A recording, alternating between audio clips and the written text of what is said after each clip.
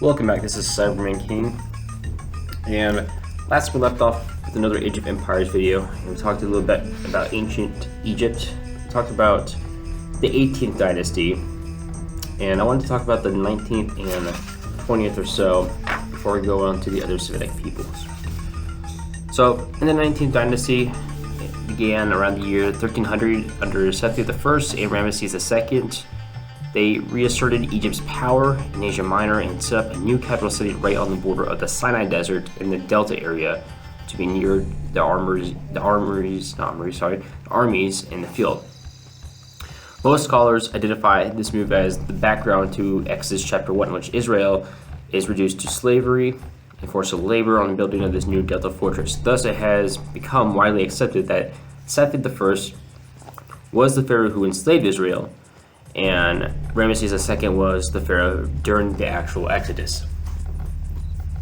So, looking forward a bit more in the 20th dynasty, stretching from 1200 BC all the way down to the Greek conquest of Egypt under Alexander the Great in about 330 BC.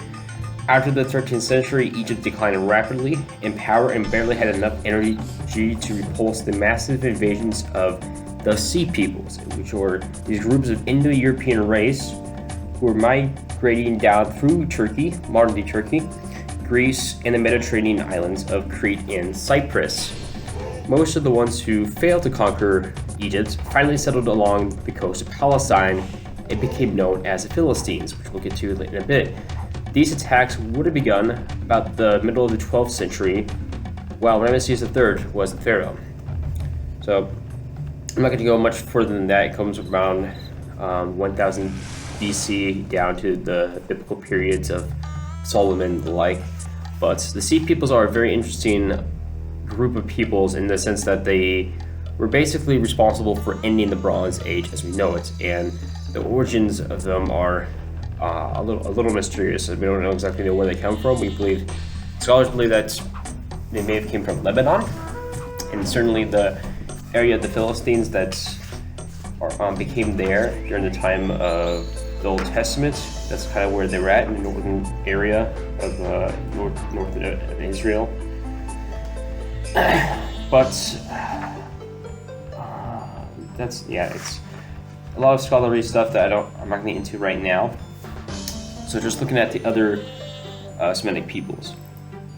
So going back to the beginning of the Bronze Age now, in 3500 BC, we also saw the rise of the first great civilization in the world, where the Sumerians suddenly appear in lower Mesopotamia, on the marshes and fields between the Tigris and Euphrates rivers.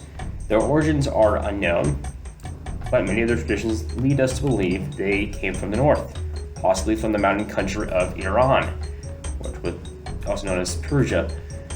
They built cities and began large irrigation projects to drain the southern swamps and to channel river water to the dry but workable fields that stretched across the plains of Mesopotamia.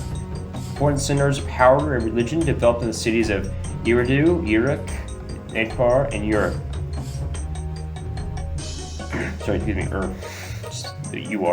The need for large workforces to keep the irrigation system going led to more and more social organization. As the towns grew, so did the tools of civilization. The Sumerians invented writing about 3200 BC, as well as advanced mathematics based on a system founded on the number 6, rather than on 10 as we now use. They seem to have developed the cart wheel and its counterpart, the potter's wheel, as well as the first systematic law books, the idea of collections of proverbs and wisdom sayings and formal schools. The thousands of Sumerian tablets with writing on them have been found in ruined cities, and many contain stories of great value, including religious myths and historical epics about legendary heroes. This is where we get the Epic of Gilgamesh from, I believe, unless that may be like Akkadians. Akkadians. No, I think that's right. Anyway, from clues scattered in such writings, it appears that the Sumerians originally governed their city-states by an assembling of free citizens drawn from different classes of elders, nobles, priests, etc. There were also slaves, usually prisoners of war. As the city-state, which included a large town and all its surrounding farmland and villages, become greater and more powerful in the period from 3000 to 2400 BC, The local assembly gave way to the idea of a divinely appointed king who ruled as a god's regent or deputy.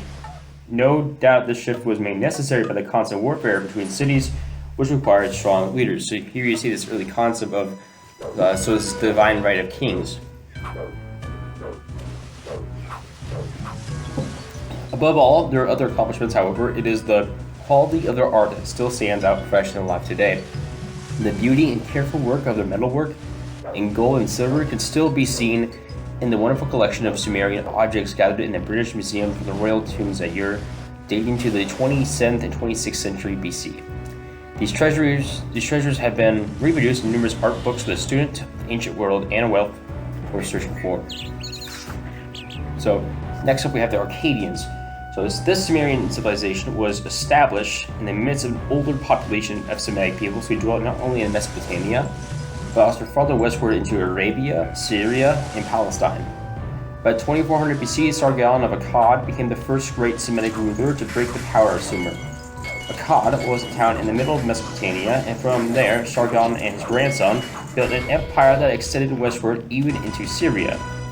Except for its Semitic language, the Akkadian Empire owed much of its cultural ideas to the Sumerians before them. For a brief period from 2050 to 1950 BC, the Sumerians did regain leadership under the rulers of the city of Ur, but otherwise the Semitic people controlled Mesopotamia for the next 1800 years until Cyrus the Great of Persia created his empire in the 6th century BC, who of course is also in the Bible and I believe in Ezra and Nehemiah. After the fall of Sumerian power and the short-lived empire of Sargon from Akkad, northern and southern Mesopotamia gradually developed in different directions. The southern half, usually called Babylonia, after the chief city of the region, Babylon, remained the cultural center and universally admired model of true civilization for all Near Eastern peoples. The northern half, called Assyria, after its chief power, developed strong trading connections with other nations and also a more warlike character. Both territories were settled by closely related Semitic peoples and shared the same language and general culture. In the long years between 2000 and 1000 BC, Assyria never reached the status of a world empire, although Babylon had 2 centuries of greatness under King Hammurabi and his successors from 1750 to 1550 BC. For most of this early period, Mesopotamia was dominated by a dynasty of kings from the far southern part of the region who were called the Kassites. In their empire, which lasted from 1500 to 1150 BC, they generally maintained the cultural patterns of Babylon and left little behind them in the way of new contributions. In the first millennium, at least from 1000 to 500 BC, the two nations of Babylon and Assyria had quite different histories. So now moving on to the Babylonians and the Assyrians. Although Babylon had reached world power under Hammurabi, it did not again achieve true independence until the reign of King Nabopolassar and his son Nebuchadnezzar from 625 to 562 BC. But as the seat of the Sumerian and Akkadian heritage, it was always looked to and revered for its art, literature, and science. The Babylonian language was used all over the Near East as the common diplomatic language between nations.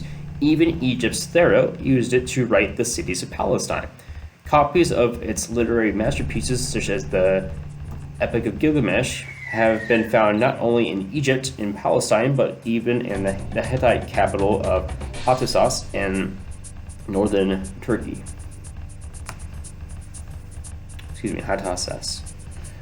Besides the undenied influence of Babylonian literature in the stories of Genesis 1 through 11, most of the biblical references to Babylon center on the period from 700 to 540 BC. A Babylonian leader, Merodach-Baladan, convinced King Hezekiah of Judah to support him in revolt against the Syrians in 721 and again in 704 BC.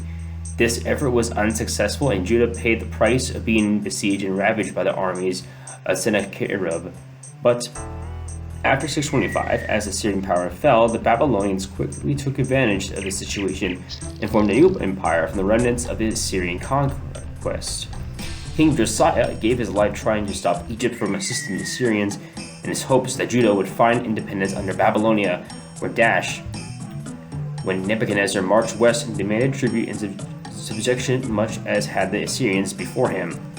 Judah's attempts to revolt in 597 and 586 led to the end of the Israelite kingship, the total destruction of the city of Jerusalem, and the exile, which lasted from 586 to 539, when the Persian armies of Cyrus the Great defeated the Babylonians and made their old empire part of a new Persian one.